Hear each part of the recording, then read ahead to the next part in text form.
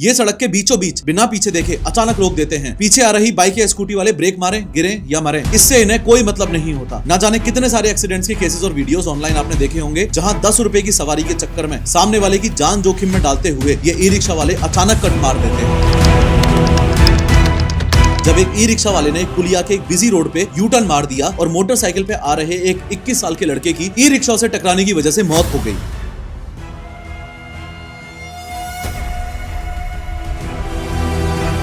E rickshaw की capacity होती है सिर्फ 4 लोगों की, लेकिन स्कूल टाइम पर उसमें 10 से 12 बच्चे भेड़ बकरियों की तरह ठूस दिए जाते हैं। बच्चे सिर्फ सीट पर नहीं, ड्राइवर के बगल में, पीछे डंडे पर और आधे हवा में लटके होते हैं। हो सकता है अब आप में से कुछ लोग सोच रहे हो कि अरे प्रोफेसर, इतना तो चलता है, हम भी तो ऑटो में लटक लटक के आते थे। बात ये नहीं है। इस बात को समझो कि ई रिक्शा का सीन काफी अलग है। ई रिक्शा का स्ट्रक्चर काफी हल्का होता है। जब आप उसमें 10 बच्चे और उनके 5-5 किलो के बैग्स भर देते हो तो उसका बैलेंस बिगड़ जाता है। इस ओवरलोडिंग या ओवरक्राउडिंग की वजह से जो सेंटर ऑफ ग्रेविटी शिफ्ट होता है, उसमें इन स्कूल स्टूडेंट्स की सीवियर इंजरी या मौत सिर्फ तब तक दूर है जब तक ई रिक्शा का वो अनट्रेन्ड और इररिस्पॉन्सिबल ड्राइवर एक शार्प टर्न नहीं ले रहा या फिर कोई बड़ा गड्ढा नहीं आ जाता। जैसे ही ऐसा हुआ, ई रिक्शा इतना अनबैलेंस्ड व्हीकल है कि वो तुरंत ही पलट जाता है। लेकिन हर बार की तरह शुरू से शुरू करते हैं।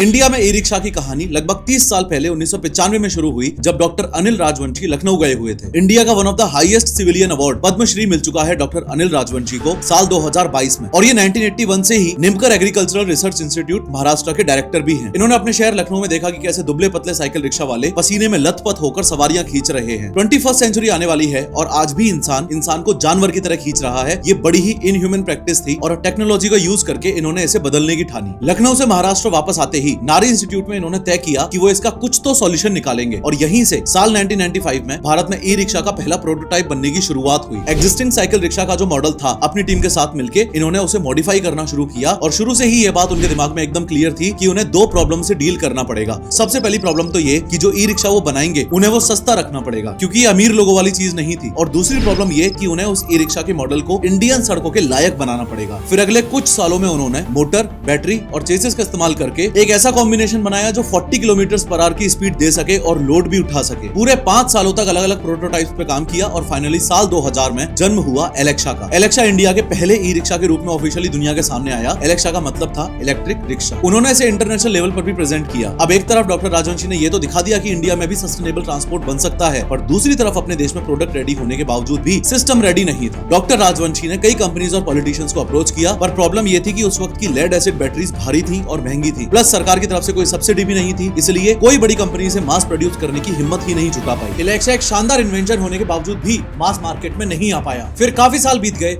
और ई रिक्शा का आइडिया इंडिया में ठंडा पड़ गया। लेकिन साल 2012 आते आते दिल्ली में चाइनीज पार्ट्स वाले जुगाड़ू ई रिक्शास की बाढ़ सी आ गई। अगले 2 सालों में ई रिक्शास अनकंट्रोलेबली पूरे शहर में फैलने लगे और कोई रेगुलेशन नहीं था, इसलिए सेफ्टी स्टैंडर्ड्स नाम का शब्द ई रिक्शा की दुनिया में था ही नहीं। फिर 2014 में ये नौबत आ गई कि हाई कोर्ट ने सेफ्टी स्टैंडर्ड्स की वजह से ई रिक्शास को दिल्ली में बैन ही कर दिया। फिर इतने सालों बाद डॉक्टर अनिल राजवंशी पिक्चर में वापस आए, और जब सरकार और कोर्ट्स कंफ्यूज थे कि क्या करें, तब डॉक्टर अनिल राजवंशी ने गवर्नमेंट को समझाया कि टेक्नोलॉजी को बैन मत करो, उसे रेगुलेट करो। उन्होंने ही वो स्टैंडर्ड्स और गाइडलाइन सजेस्ट किए कि ई रिक्शा की स्पीड क्या होनी चाहिए, सेफ्टी फीचर्स क्या होने चाहिए और इसे मोटर व्हीकल्स एक्ट में कैसे फिट किया जाए। टेक्नोलॉजी को बैन मत करो, उसे रेगुलेट करो। ये लाइन सुनने में सिंपल लगती है, पर रेगुलेट करने का मतलब सिर्फ एक नोटिस चिपकाना या 4 रूल बना देना नहीं है, जो हमारे नेता यूजुअली करते हैं। रेगुलेट का मतलब होता है एग्जीक्यूशन एंड इंप्लीमेंटेशन। परमिट का वर्क फ्लो, ट्रेनिंग कंप्लीशन का प्रूफ, व्हीकल फिटनेस के रिकॉर्ड्स, वायलेशन का रिकॉर्ड, और एग्जीक्यूशन तभी होता है जब सरकार के पास एक प्रॉपर वर्क फ्लो हो। ये कुछ वैसा ही है जैसे कंपनीज अपने ऑपरेशंस को रन करने के लिए उडू को यूज करती हैं। Workflow, approvals, documentation, reminders, reporting सब एक ही प्लेटफॉर्म पे। मतलब रेगुलेशन पेपर पे नहीं, प्रोसेस में होता है, और प्रोसेस को रन करने के लिए चाहिए टूल्स, और ये टूल्स प्रोवाइड करता है उडू, जो कि बिजनेसेस का पूरा सेल्स प्रोसेस ऑटोमेट करता है, कस्टमर्स को रियल टाइम अपडेट्स देता है और हर ट्रांजैक्शन का ट्रांसपेरेंट रिकॉर्ड रखता है। बिजनेसेस में अकाउंटिंग एक बहुत इंपॉर्टेंट पार्ट होता है और काफी लोग उसके मैनेजमेंट में स्ट्रगल भी करते हैं, लेकिन उडू accounting is the solution for them. उडू अकाउंटिंग एक स्मार्ट सॉफ्टवेयर है जो आपके बिजनेस के सारे पैसे के रिकॉर्ड्स एक जगह ऑटोमेटिकली मैनेज करता है। जैसे ही आप सेल करते हो या इनवॉइस बनाते हो, उडू खुद से अकाउंटिंग एंट्री बना देता है। मतलब मैनुअल कैलकुलेशन कम, गलतियां और भी कम। इसमें इनवॉइसेस, बिल्स, एक्सपेंसेस, पेमेंट्स सब कुछ कनेक्टेड होता है। आप बैंक को उडू से लिंक कर सकते हो, जिससे बैंक ट्रांजैक्शंस खुद सॉफ्टवेयर में आ जाते हैं और मैचिंग हो जाती है। इसे कहते हैं बैंक रिकंसिलिएशन। टैक्स का भी टेंशन नहीं, उडू जीएसटी वेट जैसे टैक्सेस ऑटोमेटिकली कैलकुलेट करता है और रिपोर्ट्स रेडी देता है। मंथ एंड या ईयर एंड पर आपको बस एक क्लिक में profit and loss, balance sheet और कैश फ्लो रिपोर्ट मिल जाती है। सिंपल शब्दों में उडू अकाउंटिंग आपके बिजनेस का डिजिटल अकाउंटेंट है जो फास्ट है, एक्यूरेट है और आपको क्लियर पिक्चर देता है कि बिजनेस प्रॉफिट में है या लॉस में। उडू मॉडर्न बिजनेसेस की सबसे इंपॉर्टेंट नीड है।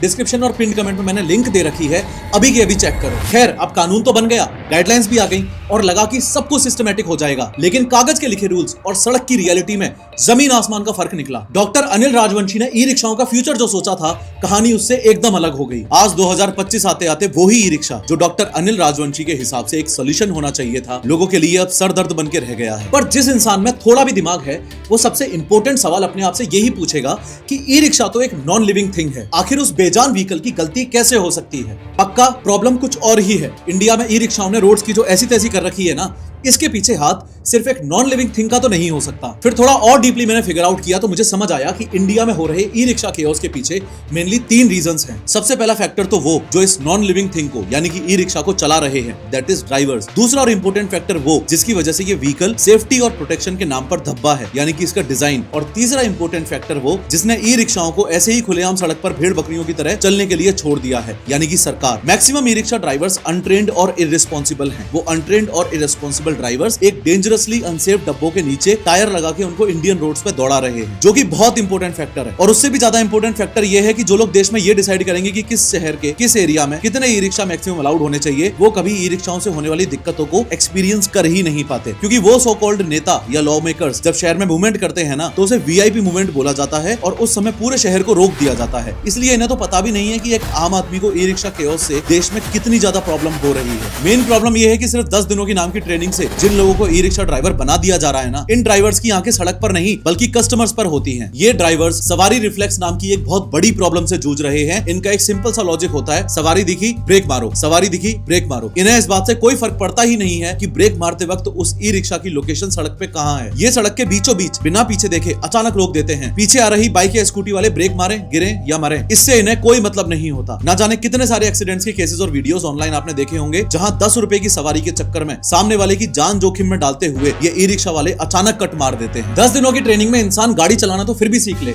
लेकिन उसके अंदर ट्रैफिक सेंस थोड़ी ना डेवलप हो जाएगी। और ऐसे ही लैक ऑफ ट्रैफिक सेंस और यू टर्न का एग्जांपल हमें पिछली साल 27 अप्रैल को प्रयागराज उत्तर प्रदेश में देखने को मिला था, जब एक ई रिक्शा वाले ने एक पुलिया के एक बिजी रोड पे यू टर्न मार दिया और मोटरसाइकिल पे आ रहे एक 21 साल के लड़के की ई रिक्शा से टकराने की वजह से मौत हो गई।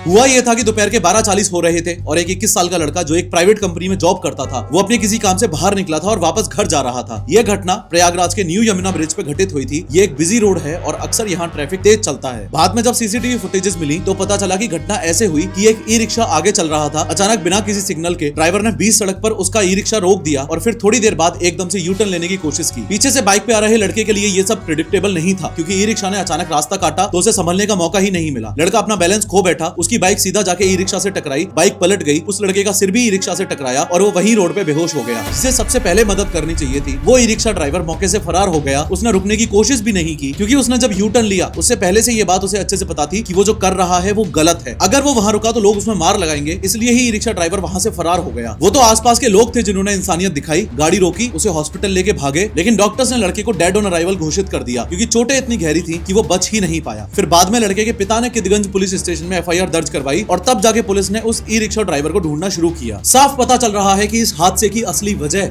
अनप्रिडिक्टेबिलिटी थी। ई रिक्शा ड्राइवर्स अक्सर बिना साइड मिरर देखे टर्न ले लेते हैं क्योंकि उनकी स्पीड कम होती है, लेकिन पीछे से आ रही तेज रफ्तार गाड़ी के लिए ये मौत का कारण बन जाता है। मैक्सिमम ई रिक्शा ड्राइवर्स में एक दूसरी बड़ी प्रॉब्लम है जीरो ट्रैफिक सेंस की। अपने देश के मैक्सिमम ई रिक्शा ड्राइवर्स को ट्रैफिक सिग्नल्स, इंडिकेटर्स या लेन ड्राइविंग का एल तक भी नहीं पता। इन्हें लगता है ई रिक्शा तो एक साइकिल है, ये तो कहीं से भी निकल जाएगा। रॉन्ग साइड ड्राइव करना इनके लिए नॉर्मल है, रेड लाइट जंप करना इनके लिए टैलेंट है और बिना इंडिकेटर दिए टर्न लेना तो इनके डीएनए में शामिल हो चुका है। वैसे भी मैक्सिमम ड्राइवर्स के पास उनका प्रॉपर लाइसेंस या ट्रेनिंग तो होती होती ही नहीं है तो ये मेन रोड को भी उनकी कॉलोनी की गली समझ के रिक्शा चलाते हैं। ये रॉन्ग लेन में ड्राइविंग करने की वजह से शाम 7 बजे अभी कुछ दिनों पहले ही क्रिसमस की शाम को एक ऐसा सीवियर एक्सीडेंट हुआ कि बेचारे ई रिक्शा में बैठे हुए पैसेंजर की तो मौत ही हो गई। ये घटना नेशनल हाईवे 334 पे उत्तर प्रदेश के हापुड़ जिले के यादव ढाबा के पास घटित हुई थी। हाईवे पे एक ई रिक्शा चल रहा था जिसमें एक 55 साल के वृद्ध पैसेंजर बैठे हुए थे। दिक्कत ये थी कि ये ई रिक्शा हापुड़ की तरफ जा रहा था और हाईवे पे रॉन्ग साइड चल रहा था। ये बात तुम लोगों को बताने की बिल्कुल भी जरूरत नहीं है कि हाईवे पे रॉन्ग साइड चलना अपनी मौत को दावत देने जैसा होता है, क्योंकि सामने से भी जो व्हीकल्स हैं वो फुल स्पीड में आ रहे होते हैं। ऐसे ही सामने से एक कार ठीक ठाक स्पीड में आ रही थी। अब क्योंकि हाईवे पे स्पीड तेज होती है और अंधेरा वैसे ही हो चुका था, शाम के 7 बज चुके थे, तो कार के ड्राइवर को रॉन्ग साइड से आ रहा ई रिक्शा शायद देर से दिखा या वो संभल नहीं पाया, तो कार और ई रिक्शा की ऐसी जोरदार भिड़ंत हुई, ऐसा जोरदार हेड ऑन कोलिजन की इतनी तेज टक्कर की वजह से ई रिक्शा के तो परखच्चे ही उड़ गए। पैसेंजर की तो मौके पे ही मौत हो गई। चोट इतनी गहरी थी कि उन्हें बचाने का वक्त ही नहीं मिला। ई रिक्शा का ड्राइवर गंभीर रूप से घायल हो गया और हादसे के बाद कार ड्राइवर तो अपनी कार छोड़ के मौके से फरार ही हो गया। बाद में जब पुलिस आई तो पुलिस ने ट्रैफिक क्लियर करवाने के बाद दोनों व्हीकल्स को सीज की। इस पूरे केस में एग्जैक्ट गलती किसकी थी ये तो कानून ही तय करेगा,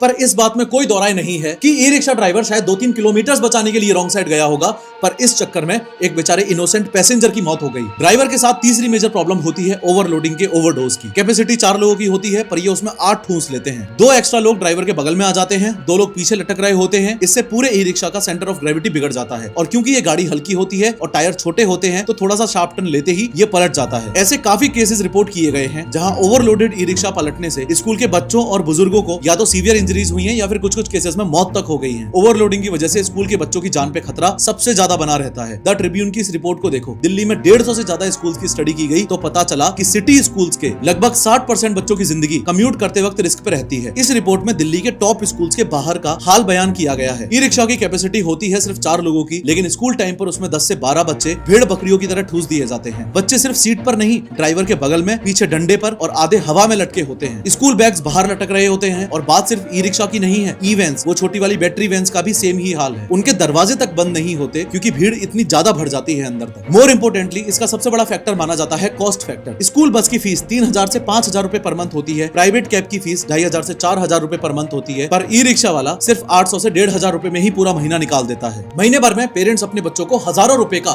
फास्ट फूड खिलाने से पहले नहीं सोचते, पर जब बच्चों के स्कूल जाने की बात आए तो सिर्फ कुछ हजार रुपए बचाने के लिए उन्हें ई रिक्शा जैसे अनसेफ व्हीकल में धकेल देते हैं। ऐसे में इन माँ बापों से सवाल तो बनता ही है कि क्या तुम्हारे बच्चों की जिंदगी की कीमत सिर्फ और सिर्फ कुछ हजार रुपए है क्या? ऐसे माँ बापों का आलस भी एक दूसरा बड़ा रीजन है कि डोर टू डोर कन्वीनियंस की वजह से ये अपने बच्चों के लिए ई रिक्शा चुन लेते हैं। इन पेरेंट्स को दिक्कत ये है कि स्कूल बस स्टॉप पर आती है, पेरेंट्स को वहाँ आना जाना पड़ता है, पर ई रिक्शा घर के दरवाजे से बच्चों को उठाता है और यही आराम पेरेंट्स को सेफ्टी इग्नोर करने पर मजबूर कर देता है। हो सकता है आप में से कुछ लोग सोच रहे हो कि अरे प्रोफेसर इतना तो चलता है, हम भी तो ऑटो में लटक लटक के आते थे। बात ये नहीं है। इस बात को समझो कि ई रिक्शा का सीन काफी अलग है। ई रिक्शा का स्ट्रक्चर काफी हल्का होता है। जब आप उसमें 10 बच्चे और उनके 5-5 किलो के बैग्स भर देते हो तो उसका बैलेंस बिगड़ जाता है। इस ओवरलोडिंग या ओवरक्राउडिंग की वजह से जो सेंटर ऑफ ग्रेविटी शिफ्ट होता है उसमें इन स्कूल स्टूडेंट्स की सीवियर इंजरी या मौत सिर्फ तब तक दूर है जब तक ई रिक्शा का वो अनट्रेन्ड और इररिस्पॉन्सिबल ड्राइवर एक शार्प टर्न नहीं ले रहा या फिर कोई बड़ा गड्ढा नहीं आ जाता। जैसे ही ऐसा हुआ, ई रिक्शा इतना अनबैलेंस्ड व्हीकल है कि वो तुरंत ही पलट जाता है। मंडावली के केसेस याद है ना? मंडावली और उसके आसपास के एरियाज जैसे जाफराबाद और पहाड़गंज में हाल ही में ऐसे दिल दहला देने वाले केसेस हुए जो हमें रुककर सोचने पे मजबूर कर देते हैं कि ये ई रिक्शा की फैसिलिटी कितनी सेफ है। बात है पिछले साल अगस्त 2025 की जाफराबाद वाला केस। नॉर्थ ईस्ट दिल्ली के जाफराबाद में एक 8 साल की बच्ची की मौत हो गई। वो तीसरी क्लास में पढ़ती थी। ये एक घातक लापरवाही थी। वो अपनी माँ और छोटी बहन के साथ स्कूल जा रही थी और रास्ते में उनका ई रिक्शा अचानक पलट गया एंड सीधा उस बच्ची के ऊपर जा गिरा। बच्ची के सिर पर इतनी गंभीर चोट लगी कि उसकी जान चली गई। टाइम्स ऑफ इंडिया की इस रिपोर्ट की और गहराइयों में जाने में पता चलता है कि बच्ची के पिता के बयान के मुताबिक आमतौर पर वो खुद अपनी बेटियों को स्कूटर से स्कूल छोड़ते थे या फिर वो पैदल चली जाती थी, लेकिन उस खास दिन वो नहीं जा पाए और गणेश चतुर्थी की तैयारियों की वजह से उनकी पत्नी बच्चों को ई रिक्शा से ले जा रही थी और बस उसी दिन ये हादसा हो गया। इसमें 2 बातें और हैं जो बहुत गंभीर हैं। एक तो ये कि हादसे के तुरंत बाद ई रिक्शा ड्राइवर मौके से भाग गया और दूसरी बात ये कि पिता ने दावा किया कि जिस सड़क पर यह हादसा हुआ उस सड़क पर ई रिक्शा का चलना बैन है। इसके बावजूद भी वो ई रिक्शा वाला वहाँ धड़ल्ले से चल रहा था। तो ये सिर्फ हादसा नहीं लगता बल्कि ये लापरवाही की पूरी चेन है। अब दिक्कत की बात यह है कि ये कहानी यहीं खत्म नहीं होती। ये कोई अकेला अनफॉर्चुनेट एक्सीडेंट नहीं था, बल्कि इसके ठीक 1 महीने बाद दिल्ली में सितंबर 2025 में पहाड़गंज में एक और ऐसा ही हादसा हुआ। सिर्फ 1 महीने के अंदर ही इस दूसरे केस में 16 साल की एक स्कूल की छात्रा की मौत हो गई। जब वो जिस ई रिक्शा में थी वो तेजी से पलट गया। इस हादसे में 3 और लोग घायल भी हुए। सिर्फ 1 महीने के अंदर 2 बच्चियों की मौत, दोनों स्कूल जाते समय, और दोनों का ई रिक्शा पलटने से जान गंवाना। ये महज एक इत्तेफाक तो नहीं हो सकता। इनफैक्ट यही वो पैटर्न है जिस पे हमें ध्यान देने की जरूरत है, क्योंकि पहाड़गंज वाले मामले में भी ड्राइवर जिसका नाम दिलीप था वो कथित तौर पर रेड लाइट तोड़ के भाग रहा था और हादसा हो गया। उसे तो पकड़ के लोगों ने पुलिस के हवाले कर दिया, लेकिन सवाल वही है, एक जैसी घटनाएं इतने कम समय में होना ये दिखाता है कि ये प्रॉब्लम सिर्फ एक सिंगल ड्राइवर से जुड़ी हुई नहीं है, बल्कि ये प्रॉब्लम उससे कई गुना ज्यादा गहरी है। इसलिए लोगों का अगला सवाल ई रिक्शा की डिजाइन पर उठने लगता है। सवाल ये उठता है कि ये ई रिक्शा इतनी आसानी से पलट कैसे जाते हैं? क्या इकलौता रीजन सिर्फ और सिर्फ हाई स्पीड है, या फिर ई रिक्शा की डिजाइन में ही कोई फंडामेंटल फ्लॉ है? और जब आप इस प्रॉब्लम की तह तक जाओगे तब आपको समझ आएगा कि जो भी ई रिक्शा पलटता है असल में वो सेंटर ऑफ ग्रेविटी और ओवरलोडिंग का एक खतरनाक कॉम्बिनेशन होता है। अगर सेंटर ऑफ ग्रेविटी सुनने में थोड़ा टेक्निकल लग रहा है तो इसको आसान भाषा में ऐसे समझो कि ई रिक्शा का डिजाइन एक खड़ी हुई माचिस की डिब्बी जैसा है। माचिस की डिब्बी जब खड़ी होती है तो हल्का सा धक्का लगने पर भी वो गिर जाती है, यानी कि वो बहुत अनस्टेबल होती है। ऐसे ही अब ई रिक्शा के डिजाइन को देखो, इसके पहिए काफी छोटे और एक दूसरे के पास होते हैं, मतलब इसका बेस बहुत छोटा और संकरा होता है, और इसकी बॉडी यानी कि ऊपरी हिस्सा ऊंचा और भारी होता है। तो पहले से ही fundamentally by design E rickshaw का संतुलन थोड़ा गड़बड़ाया हुआ होता है। अब सोचो, इस माचिस की डिब्बी जैसे व्हीकल में जब आप 8 से 10 बच्चे और उनके 7-8 किलो के भारी भारी बैग्स भर देते हो तो क्या होता होगा? ऑब्वियसली ई रिक्शा का वजन और भी ज्यादा ऊपर की तरफ चला जाता है और वो और भी ज्यादा अनबैलेंस्ड हो जाता है। दिस मींस ऐसा करने से ई रिक्शा का सेंटर ऑफ ग्रेविटी यानी कि संतुलन का पॉइंट जमीन से बहुत ऊपर चला जाता है, गाड़ी खतरनाक रूप से टॉप हैवी हो जाती है और फिर ऊपरी हिस्सा उस ई रिक्शा को खींचकर पलट देता है। एंड इंपोर्टेंटली रिपोर्ट्स ये इशारा करती हैं कि तेज रफ्तार प्लस अचानक यू टर्न लेना प्लस सेंटर ऑफ ग्रेविटी का शिफ्ट होना, इस सब की वजह से ही जाफराबाद और पहाड़गंज वाले केसेस में दोनों लड़कियों ने अपनी जान गंवाई। इसका सिंपल सा मतलब ये है कि इस गाड़ी का बेसिक डिजाइन ही इस तरह के हादसों के लिए व्हीकल को वल्नरेबल बनाता है। मोरओवर इसकी जो डिजाइन बेस्ड प्रॉब्लम है वो सिर्फ सेंटर ऑफ ग्रेविटी को लेके नहीं है, इस ई रिक्शा की डिजाइन बेस्ड प्रॉब्लम अंदर बैठे हुए पैसेंजर्स की सेफ्टी को लेके भी है। साफ साफ शब्दों में अगर कहूं तो ई रिक्शा में अंदर बैठे हुए पैसेंजर्स के लिए कोई प्रोटेक्शन नहीं है। ये एक खुले पिंजरे की तरह है। स्कूल बस या वैन में बॉडी होती है पर ई रिक्शा खुला होता है। अगर टक्कर हुई तो बच्चे सीधा सड़क पर गिरेंगे या दूसरी गाड़ी के नीचे आएंगे। कोई दरवाजा नहीं है जो उन्हें बचा सके, और ऐसे में जब कोई प्रोटेक्शन ही ना हो तो सिर्फ स्कूल के बच्चे अनसेफ नहीं है, बल्कि ई रिक्शा में नॉर्मली ट्रेवल कर रहे पेरेंट्स की गोदियों में मौजूद नवजात शिशु यानी कि इन्फेंट्स भी हद से ज्यादा अनसेफ हैं। न जाने ऐसे कितने ही केसेस हैं अपने देश में जहां चलते ई रिक्शा में से छोटा सा बच्चा अपनी मां की गोदी से बाहर गिरा और उसकी मौत हो गई। ये घटनाएं भोपाल, अलीगढ़ और नोएडा से हैं और हर केस ई रिक्शा की सेफ्टी पर फिर से गंभीर सवाल खड़े करता है। एक केस तो पिछले महीने का ही है भोपाल का, जिसमें 9 महीने के बच्चे की जान चली गई। यह हादसा तब हुआ जब एक ई रिक्शा एक खड़ी हुई कार से टकराकर पलट गया और उस ई रिक्शा में 8 लोग सवार थे। मतलब ये साफ तौर पर ओवरलोडेड था। टक्कर होते ही वो 9 महीने का बच्चा अपनी मां की गोद से छटक कर गिरा और मौके पर ही उसकी मौत हो गई। अब परिवार का आरोप है कि ड्राइवर बहुत तेजी और लापरवाही से चला रहा था एंड पुलिस ने नेग्लिजेंस का केस दर्ज करने की बात की है। जब एक अनसेफ खुले पिंजरे सा ई रिक्शा किसी भारी वाहन से टकराता है तो अंदर मौजूद पैसेंजर्स के साथ क्या होता है ये अगले अलीगढ़ वाले केस में भी देख लो। अलीगढ़ वाले केस में जिसमें 1.5 साल की बच्ची की ई रिक्शा से बाहर गिरने के बाद मौत हुई, उसमें ई रिक्शा नगर निगम की कूड़ा उठाने वाली गाड़ी से टकराया था और टक्कर का इंपैक्ट इतना ज्यादा जबरदस्त था कि बच्ची मां की गोद से उछलकर सीधा नाले में जा गिरी। जब तक उस बेचारी को नाले से निकाला गया तब तक उसकी डूबने से ऑलरेडी मौत हो चुकी थी। इस घटना के बाद लोगों में बहुत गुस्सा था और ड्राइवर मौके से भाग गया था। तो पहले मामले में कार से टक्कर और दूसरे में कचरे वाली गाड़ी से, लेकिन दोनों में एक दर्दनाक पैटर्न दिख रहा है कि बच्चा अपनी मां की गोद में था और वहीं वो सबसे ज्यादा असुरक्षित साबित हुआ। बस मैं यही समझाने की कोशिश कर रहा हूं कि e rickshaw by design being an open vehicle हद से ज्यादा अनसेफ व्हीकल है ऐसे बच्चों के लिए और स्कूल के बच्चों के लिए। कोई सेफ्टी नहीं, कोई बेल्ट नहीं, कोई प्रोटेक्शन नहीं। मां की गोद ही उन बेचारे बच्चों का सीट बेल्ट है जो टक्कर के वक्त सबसे पहले नाकाम हो जाती है। तीसरा केस नोएडा में हुआ। नोएडा में राघव नाम के बच्चे की मौत हुई, पर इस केस में टक्कर किसी कार या ट्रक से नहीं हुई थी। यहाँ टक्कर एक दूसरे ई रिक्शा से हुई। मतलब 2 ई रिक्शाओं की आपस में टक्कर भी इतनी ज्यादा जानलेवा हो सकती है, ये बात सबसे ज्यादा चिंताजनक है। टक्कर के बाद बच्चा मां की गोद से गिरा, सिर में गहरी चोट आई और हॉस्पिटल में उसकी मौत हो गई। अब तक हमने 3 मामले देखे हैं, ओवरलोडिंग, बड़ी कचरे की गाड़ी से टक्कर और आपस में टक्कर। और यहां से हो सकता है आपके मन में सवाल आए कि देखो टक्कर से मौत होना तो किस्मत की बात है, कभी भी किन्हीं भी 2 व्हीकल्स में आपस में टक्कर हो सकती है और कभी भी किसी की भी मौत हो सकती है। पर यहां मैं आपको आसान भाषा में बता दूं कि ई रिक्शा का खुले पिंजरे जैसा होना अपने आप में इतना खतरनाक इसलिए भी है क्योंकि स्पेस टेक्नोलॉजी से बनी हुई अपनी इंडियन रोड्स ही इतनी महान है। क्योंकि जो चौथा केस है वो भोपाल से है और शायद सबसे ज्यादा परेशान करने वाला है, क्योंकि इस 1.5 साल के बच्चे की मौत के मामले में कोई टक्कर हुई ही नहीं थी और यही बात ई रिक्शा के ओपन डिजाइन को सबसे ज्यादा खतरनाक बनाती है। इसका मतलब खुले ई रिक्शा से बाहर गिरकर मरने के लिए किसी दूसरे की गलती की जरूरत नहीं है। खुद में ही इन ई रिक्शाओं का डिजाइन प्लस अपने देश की जानलेवा सड़कें एक खतरनाक डेडली कॉम्बिनेशन है। इस केस में हुआ ये कि ई रिक्शा एक मामूली से गड्ढे या स्पीड ब्रेकर से उछला और बस उसी झटके से वो 1.5 साल का बच्चा अपनी मां की गोद से उछलकर सड़क पर गिर गया और सिर की चोट ने उसकी जान ले ली। मतलब एक मामूली सा बम्प भी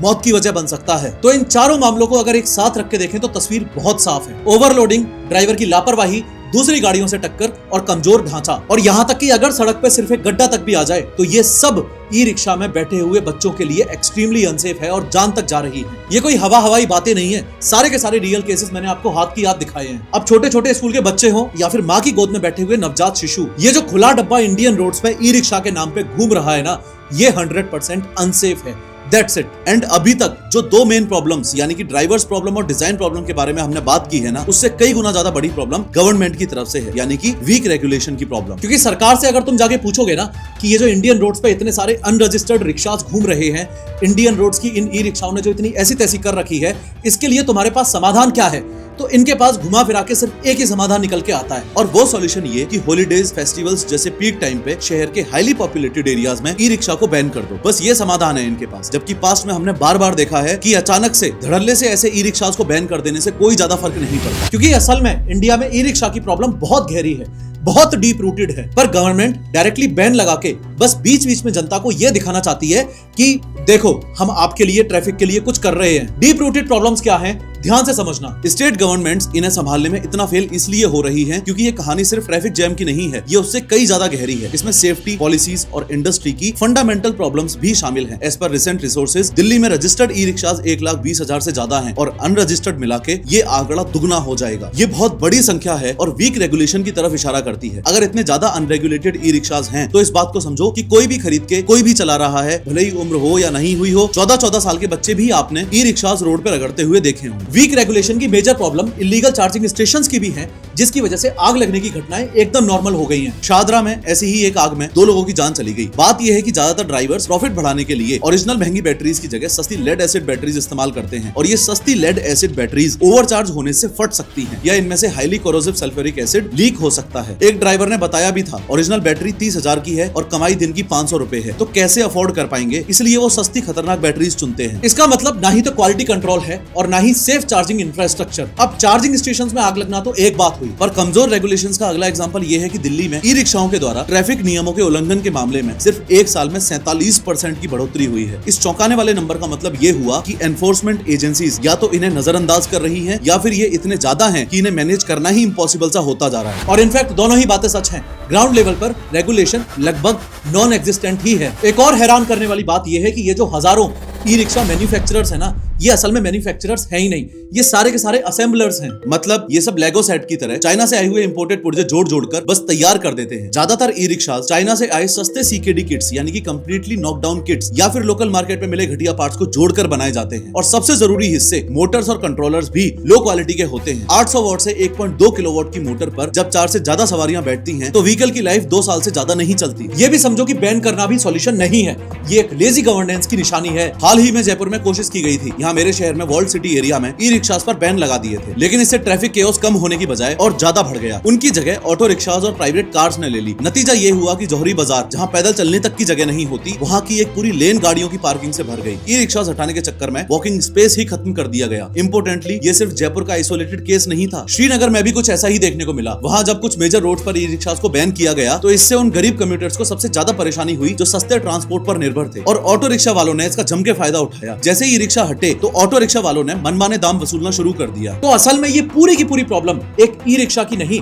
एक अनऑर्गेनाइज्ड सेक्टर की है। स्टेट गवर्नमेंट्स इसलिए फेल हो रही हैं क्योंकि असल में ये उनकी नाकामी है एक अनऑर्गेनाइज्ड सेक्टर को एक फॉर्मल इकोनॉमी में लाने की। सरकारें सिम्टम्स जैसे कि ट्रैफिक और एक्सीडेंट्स में फोकस कर रही हैं, लेकिन मेन बीमारी जैसे substandard parts, lack of proper policy और कमजोर रेगुलेशंस पर ध्यान ही नहीं दे रही हैं। और ये बात बिल्कुल साफ है कि पॉलिसीज इसलिए फेल हो रही हैं क्योंकि वो जमीनी हकीकत को नजरअंदाज कर रही हैं। जब तक मैन्युफैक्चरिंग लेवल पर क्वालिटी कंट्रोल नहीं होगा और ड्राइवर्स के लिए अफोर्डेबल सेफ ऑप्शंस नहीं होंगे, तब तक सिर्फ बैन लगाने से कुछ नहीं बदलेगा। ये एक मल्टी लेवल फेलियर है जहां सेफ्टी, क्वालिटी और पॉलिसी तीनों को ही साइडलाइन कर दिया गया है। तो यहाँ सोचने वाली बात यह है कि ई रिक्शा को रेगुलेट करने के नाम पे आंख बंद करके उस पर बैन ठोक के गवर्नमेंट कहीं लास्ट माइल कनेक्टिविटी और उन गरीब ड्राइवर्स की रोजी रोटी को तो खत्म नहीं कर रही है, क्योंकि इतनी बड़ी पोजीशन पे बैठ के गवर्नमेंट का काम है सेफ्टी और सर्वाइवल के बीच में एक बैलेंस्ड सॉल्यूशन निकालना, ना कि आलसी होकर ये अनाउंस कर देना कि इस जगह पर इतने समय तक ई रिक्शास बैन है। अब अगर आप कभी ऑफिस से घर जाते वक्त ट्रैफिक में फंसे हो, मतलब वो वाला ट्रैफिक जहां चारों तरफ से ई रिक्शाओं ने आपको ऐसे घेर रखा हो जैसे हिलने की भी जगह ना हो, हर तरफ से हॉर्न बज रहा है, कोई लेफ्ट से काट रहा है, कोई राइट से काट रहा है, और उस फ्रस्ट्रेशन में, उस गुस्से में अगर आपने भी कभी भी ये सोचा है कि यार इन ई रिक्शाओं को सरकार बैन क्यों नहीं कर देती, पूरा देश सुधर जाएगा, सारा झंझट ही खत्म हो जाएगा, ये सब अगर आपके साथ कभी हुआ है पास्ट में, तो अब जो मैं ई रिक्शा के सॉल्यूशंस बताने जा रहा हूं,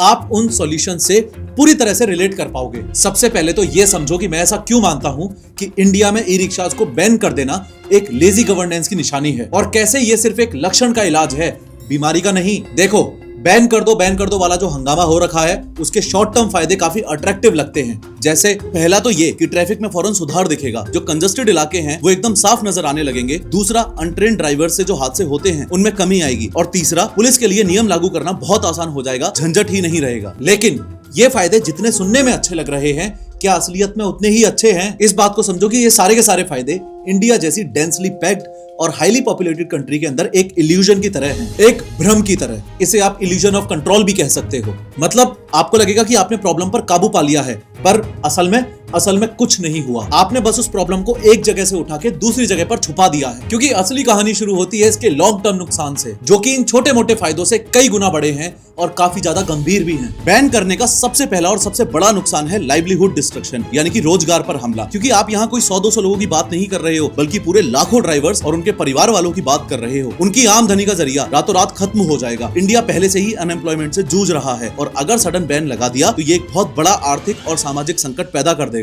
बैन करने में प्रॉब्लम ये है कि ये सब सरकार को पहले सोचना चाहिए था कि 3 टायरों के ऊपर ये अनसेफ डब्बा जो इंडियन रोड्स पे वायरस की तरह फैल रहा है, कभी ना कभी फ्यूचर में एक दिन ये प्रॉब्लम जरूर क्रिएट करेगा। मैं ये नहीं कह रहा कि अनरेगुलेटेड ई रिक्शास को बैन मत करो, पर सबको एक साथ बैन करना पॉसिबल नहीं है। लाखों ई रिक्शास जो देश में हैं, अगर बैन कर दिए गए तो उनका होगा क्या, और उसके साथ ही उन लोगों का क्या होगा जो इन पे निर्भर हैं। आपने भी देखा होगा कि मेट्रो स्टेशन से उतर के लोग रोज 10-20 रुपए देकर अपने घर पहुंच जाते हैं। उनके लिए तो ये लाइफलाइन है। बैन करने से एक मोबिलिटी क्राइसिस पैदा होगा, यानी कि आने जाने का संकट, खासकर गरीब और वर्किंग क्लास लोगों के लिए, जिनके लिए महीने में 200-500 रुपए की बचत भी मायने रखती है। अगर ई रिक्शास हट गए तो उन्हें मजबूरन 50-60 रुपए वाले ऑटोज लेने पड़ेंगे, और उनके महीने के बजट पर इसका बहुत बड़ा असर पड़ेगा। अगर ई रिक्शाओं को सडनली बैन कर दिया तो इस बात की क्या गारंटी है कि वो सारे e rickshaw drivers all of a sudden auto driver बनके इंडियन रोड पे फिर ऑटो की बाढ़ नहीं ला देंगे। ई रिक्शास को बैन करके एक तो आप लोगों की रोजी रोटी छीन रहे हो, ऊपर से एक आम आदमी का सफर भी महंगा कर रहे हो। और इसके अलावा बैन करने से क्या ये प्रॉब्लम सच में सड़क से हट जाएगी? मेरा तो मानना है कि ये प्रॉब्लम बस अंडरग्राउंड हो जाएगी। एनवायरमेंट पे इसका बहुत नेगेटिव असर पड़ेगा और लोग वापस पेट्रोल डीजल वाले पब्लिक ट्रांसपोर्ट पर चले जाएंगे। तो आपने कंजेशन की समस्या को थोड़ा कम किया, लेकिन उसकी जगह हवा में थोड़ा पॉल्यूशन और बढ़ा दिया। ये कैसा सॉल्यूशन हुआ?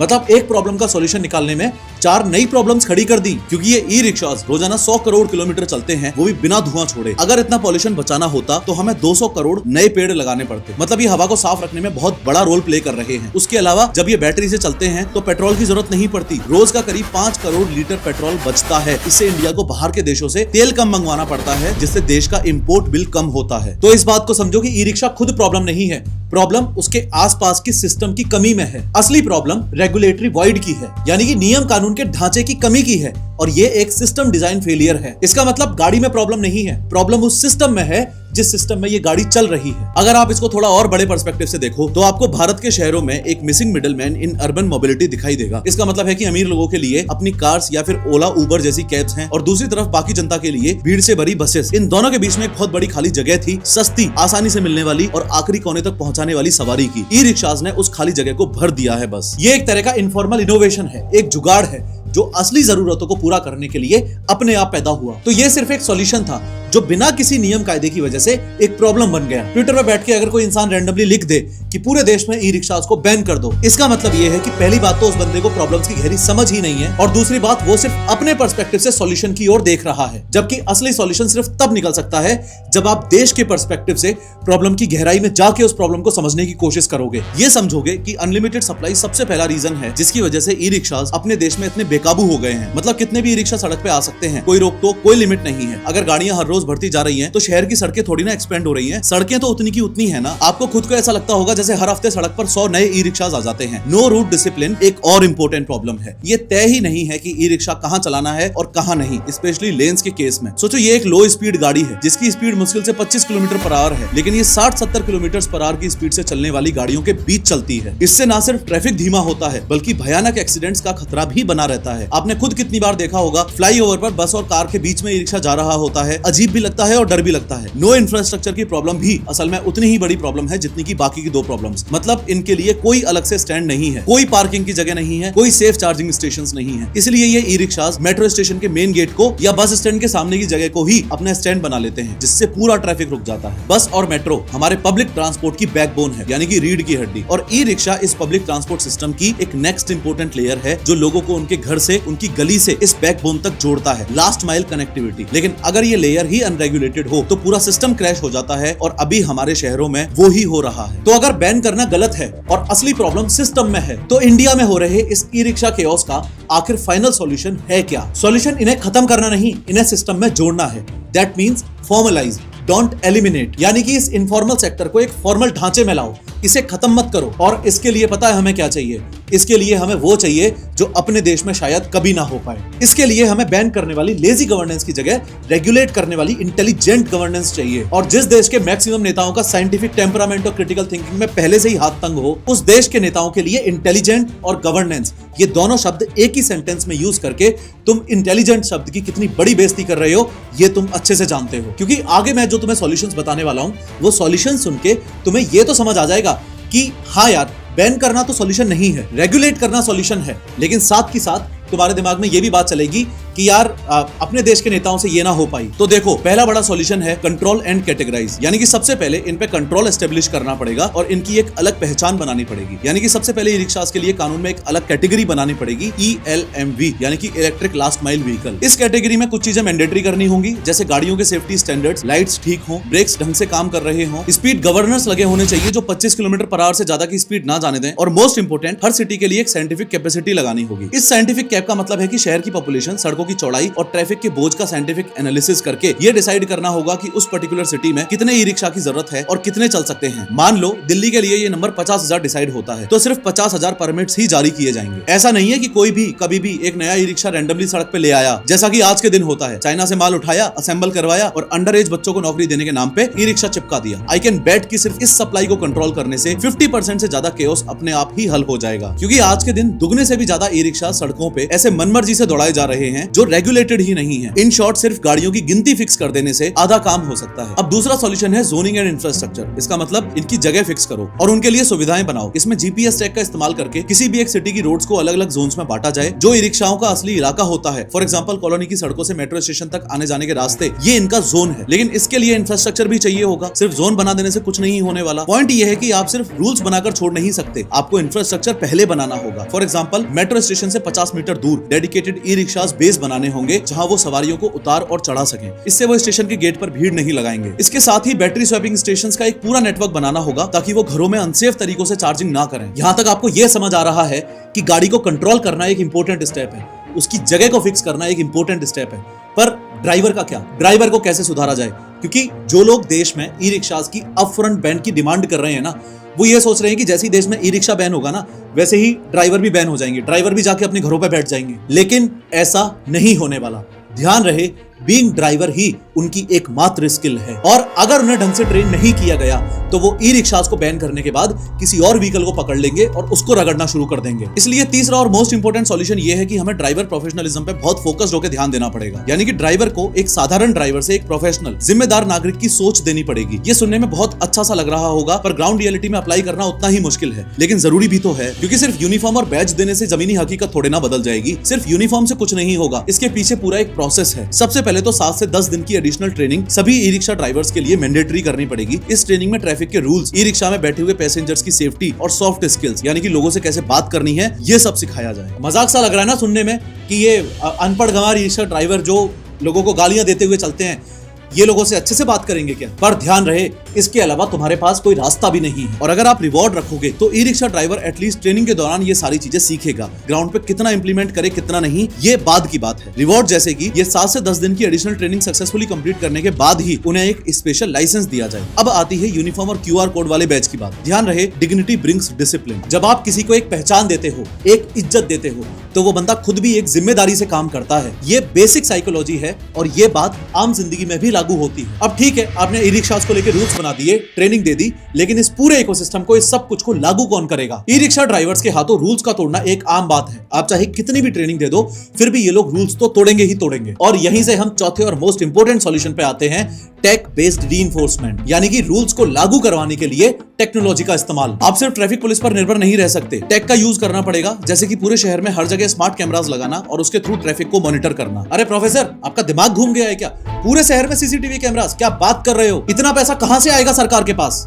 मैं जानता हूं तुम्हारा ये सवाल सही है, पर तुम्हारा यह सवाल सिर्फ तब तक ही सही है जब तक एक अगला बड़ा करप्शन नहीं पकड़ा जा रहा। इस वीडियो को देखने के कुछ हफ्तों में आपके सामने फिर से कोई ना कोई ऐसी न्यूज आएगी कि इस नेता के पास 200 करोड़ पकड़े गए, या फिर ये IAS या पुलिस वाला 100 करोड़ की रिश्वत लेता हुआ पकड़ा गया। अब तो नॉर्मल हो गया है ना अपने देश में, हर हफ्ते कोई ना कोई ऐसी न्यूज आई जाती है। तब तुम लोगों को दोबारा समझ आएगा कि यार इतना पैसा है तो सही सरकार के पास कि अपनी सिटीज और ट्रैफिक को कैमरा से मॉनिटर किया जा सके। और तब ही तुम्हें यह भी समझ आएगा कि दिक्कत पैसे की नहीं, दिक्कत नियत की है। खैर, कैमरा से भी आगे बढ़ के सरकार हर ई रिक्शा पर एक QR कोड या फिर एक RFID टैग लगा सकती है। हर ई रिक्शा को GPS से ट्रैक किया जाए, ताकि अगर कोई ई रिक्शा ड्राइवर अपने ग्रीन जोन से निकलकर रेड जोन, फॉर इंस्टेंस जैसे फ्लाईओवर पर जाता है, तो सिस्टम उसे ऑटोमेटिकली डिटेक्ट करके उसके फोन पर चालान भेज देगा। यानी कि मैं ये कहना चाह रहा हूँ कि पुलिस की जगह एल्गोरिदम काम करे। ये पीक टाइम है कि हम इस बात को अच्छे से समझें कि अपने देश में ट्रैफिक को मैनेज करने के लिए इंसानी दखलंदाजी कम करनी चाहिए, ताकि रिश्वतखोरी भी कम हो सके। इससे लॉ एनफोर्समेंट 24 घंटे बिना किसी भेदभाव के होगा। 100 बात की एक बात यह है कि अल्टीमेट सॉल्यूशन